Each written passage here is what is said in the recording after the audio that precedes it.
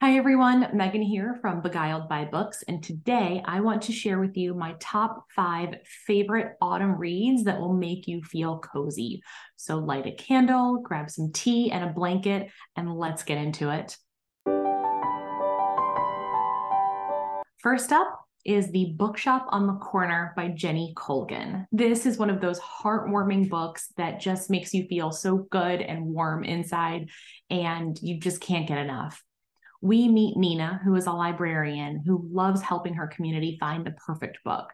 When she unexpectedly finds herself out of a job at the library, she has to think on her feet and figure something else out. So she buys a van, turns it into a mobile bookshop, and goes from town to town trying to help people find their perfect book because she is a literary matchmaker. Now, when she stumbles into a sleepy Scottish village, she gets way more than she bargained for and ends up finding out a lot about herself and true love in the process. Again, just such a snuggly, warm, cozy book. You will not go wrong. Next, I can't wait to tell you about The House in the Cerulean Sea by T.J. Klune. This book is just so delightful. I laughed, I cried happy tears. It was so beautiful. It takes a stodgy single man named Linus who works in the department in charge of magical youth, and he's in charge of overseeing the government-run orphanages for magical children. So when he gets sent to one of the orphanages with the most difficult and dangerous children, he has to then choose if he's going to follow his head or his heart as he makes friends and oversees the children who are at this orphanage. He uncovers bigotry, prejudice, love, and friendship in his journey, and it's just such a beautiful story that you will just want to hug the book as soon as you're done reading it. Absolutely loved it. Highly recommend it. My next book that will make you feel nice and warm and cozy this autumn is In the Shadow Garden by Liz Parker. In the Shadow Garden was one of the very first ARCs I ever got approved for, and it blew me out of the water. It's really fantastic. It's like practical magic meets the Bourbon Trail and herbalism. So the Haywood women live in Yarrow, Kentucky, and they have a generational gift of being able to help people heal their hurts by taking them out and planting them into a garden. And their garden grows magical, wondrous things like strawberries that taste like chocolate or tomatoes that have basil and oregano taste in them. It's really fascinating. In addition, in Yarrow, Kentucky, there is the Bonner family who run the local distillery. And every year they have a festival that with one shot of their bourbon, it will help you forget your worst memory from the past year.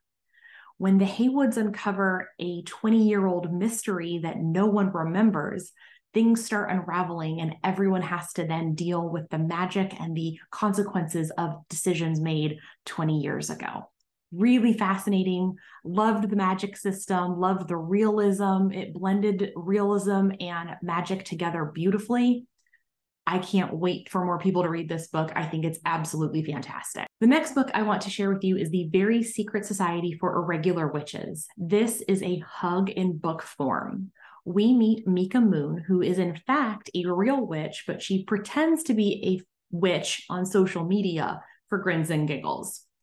One day, she receives a mysterious message and she's asked to go to Nowhere House for an interview to be a tutor for 3 young witches.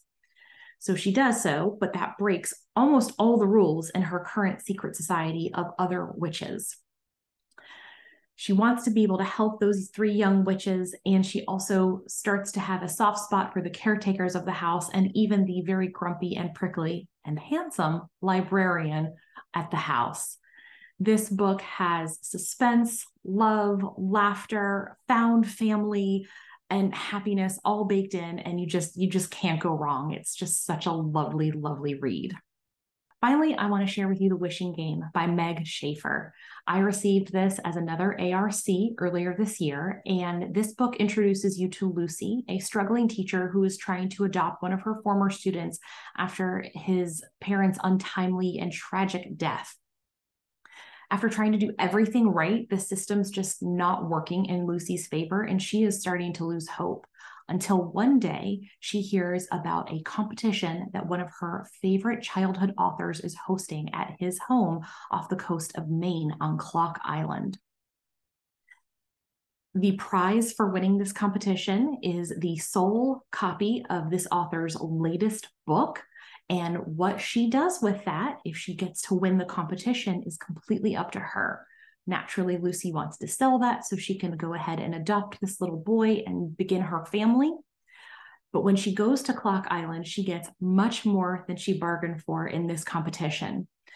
I loved this book. It's all about making your dreams come true in fun and unconventional ways and never losing hope. So it's a great, cozy autumn read for you this year. Thanks for sticking with me to learn about my top 5 favorite autumn reads. If you have any recommendations, drop them in the comments below. I'd appreciate a like and a subscribe if you like this content, and I'll see you next time.